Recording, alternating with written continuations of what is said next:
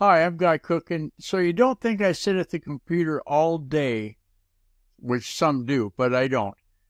I went to get a haircut, and I found out in that process of getting the haircut that if you left a review on their Facebook page for the barbershop, hey, you're entered into the contest for a $50 gift certificate. I was signing me up.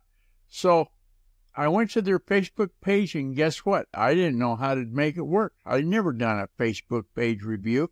So if you're like me and you need to learn this, easy as cake to do. You go to the Facebook page that you want to review.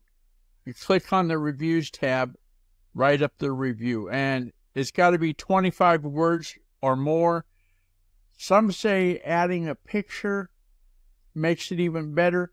I am kind of in that mindset of you don't throw pictures away, so maybe if the review has a picture, they'll give it a little more juice in review land, and you could be the winner.